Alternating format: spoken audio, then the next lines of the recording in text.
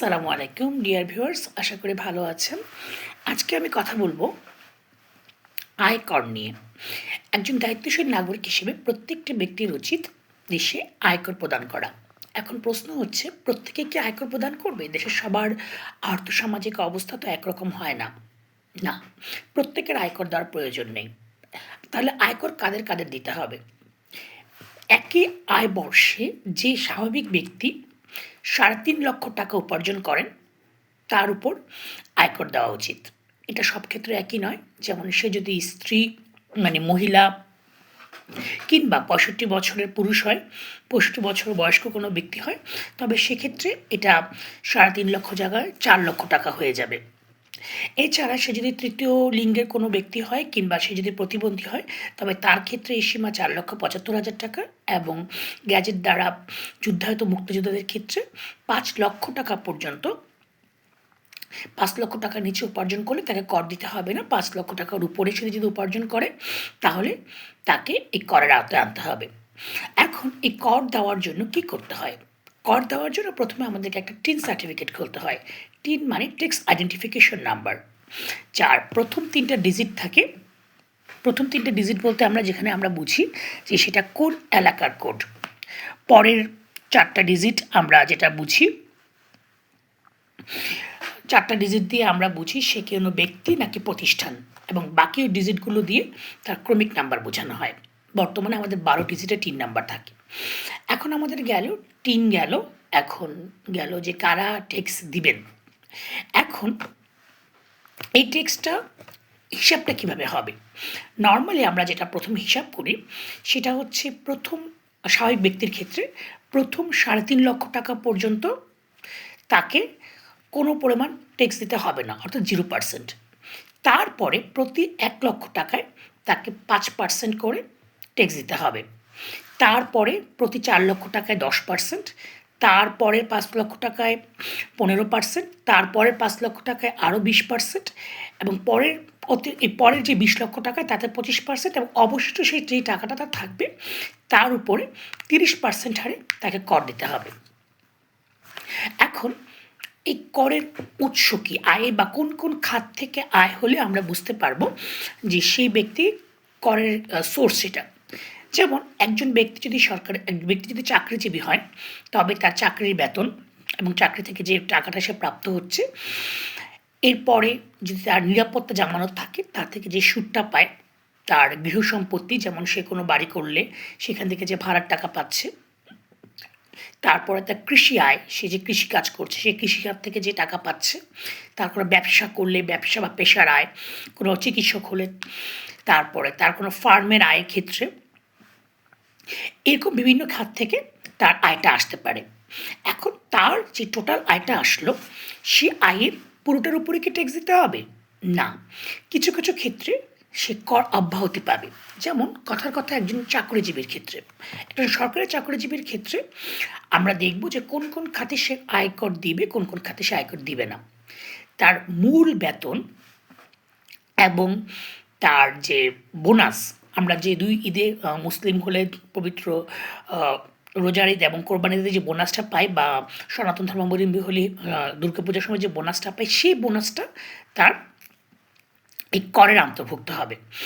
এছাড়া তার বাড়ি ভাড়া, চিকিৎসা ভাতা, যাতায়াত ভাতা, তারপরে ছুটি ভাতা, ওভারটাইম ভাতা, তারপরে নববর্ষের ভাতা, কিংবা যে স্বীকৃত তহবিলে যে সুদটা দিচ্ছে, এগুলো তার কর অব্যাহতিপ্রাপ্ত আয়ের মধ্যে যাবে। তবে হ্যাঁ, মহার্ঘ ভাতা কর নিট করযোগ্যের মধ্যে পড়ে যাবে। আচ্ছা, এগুলোর সাথে সাথে তার সেই গৃহ সম্পত্তি আছে, সেই গৃহ সম্পত্তি তার খরচ বাদ দিয়ে যে টাকাটা থাকবে, তার পেশাগত আয় কিংবা অন্যান্য যে আয়গুলোর কথা বললাম, সেই আয়গুলোর টোটালটা হবে তার নিট করযোগ্য আয়। এখন সে যে নিট করযোগ্য আয় হলো, তার সবটার উপরে কি তাকে কর দিতে হবে? না, এখানে আরেকটা টার্ম ইউজ হয়, সেটা হচ্ছে কর রেয়াত। কর রেয়াতের আওতাভুক্ত খাতগুলো কোনগুলো থাকে? যেমন কেউ যদি জীবন বিমার প্রদত্ত কিস্তি দেয়, কিংবা ভবিষ্যতে প্রাপ্য বার্ষিক ভাতা প্রাপ্তির উদ্দেশ্যে যদি কোনো চাঁদা দেয়, কিংবা আমাদের যেটাকে আমরা প্রভিডেন্ট ফান্ড বলি, ভবিষ্যৎ তহবিল আইন 1925 অনুযায়ী যদি ওই তহবিলে যে চাঁদাটা দেওয়া হয়, তারপরে বয়সজনিত তহবিলে যদি সে চাঁদা দেয়, আমাদের যদি কোনো অনুমোদিত ঋণপত্র বা ডিবেঞ্চার, যেমন অনেকে আমরা সঞ্চয়পত্র করি, এই সঞ্চয়পত্রের উপরে যে টাকাটা, তারপর ডিপোজিট পেনশন স্কিমে যে টাকাটা দেওয়া হয়, কল্যাণ তহবিলে আমরা যে প্রদত্ত চাঁদা দিই, জাকাত তহবিল এবং এরকম যদি কিছু থাকে সেগুলোতে যে বিনিয়োগটা করা হয় সেগুলো কর রেয়াতের অন্তর্ভুক্ত। এখন কর রেয়াতে কতটা কর রেয়াত পাওয়া যায়? এখন এটা হিসাব হয়, মনে করলাম কোনো ব্যক্তির প্রতি আয় বৎসর। এখন আয় বৎসর বলতে কী বোঝায়? আয় বৎসর বলতে বোঝায় নর্মালি 1 জুলাই হতে কোনো বছরের তার পরবর্তী বছরের 30 জুন পর্যন্ত হচ্ছে কোনো একটা আয় বর্ষ।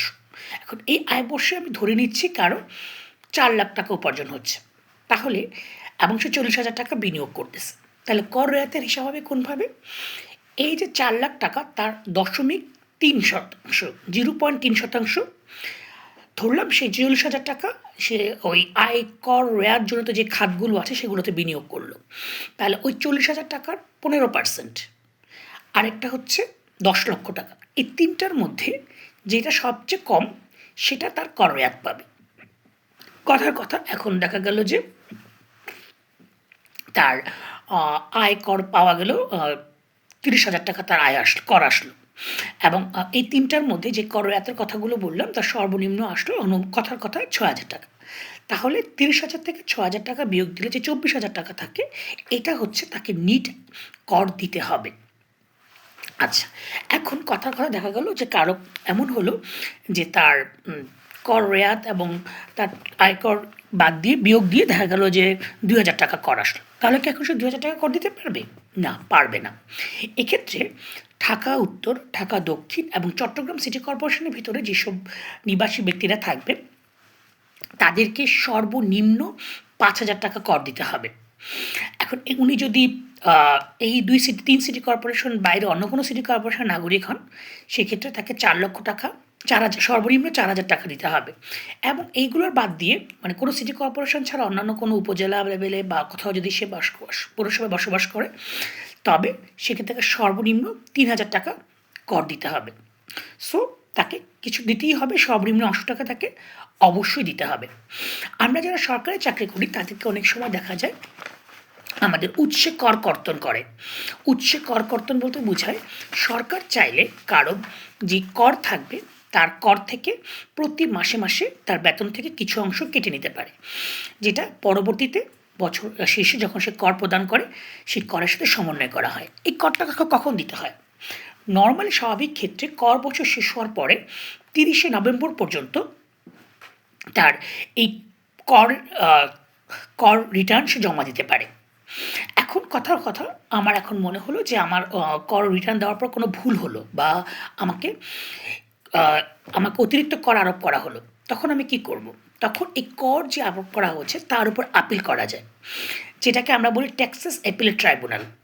এই ট্যাক্সেস অ্যাপিলেট ট্রাইব্যুনালে সাধারণত যারা আমাদের চার্টার্ড অ্যাকাউন্ট 8 বছরের মেয়াদ, 8 বছরের চার্টার্ড অ্যাকাউন্টেন্ট বা কস্ট ম্যানেজমেন্ট অ্যাকাউন্টে আছেন বা এনবিআর এর সদস্য আছেন, এরপরে কর আইনজীবী যারা আছেন তারা সাধারণত এরা সদস্য হয়। সাধারণত একজন চেয়ারম্যান এবং দুইজন বিচার বিভাগীয় কর্মকর্তা এবং একজন হিসাব বিভাগীয় কর্মকর্তা নিয়ে এই অ্যাক্সেস অ্যাপিলেট ট্রাইব্যুনালটা গঠিত হয়, যারা এই পুরো জিনিসটা কর আপিলটা দেখাশোনা করেন, যারা আপনাকে বিভিন্ন নথিপত্র তলব করতে পারেন, আপনার এই কর মার্জনা করতে পারেন কিংবা আরও বেশি কর আরোপ করতে পারেন।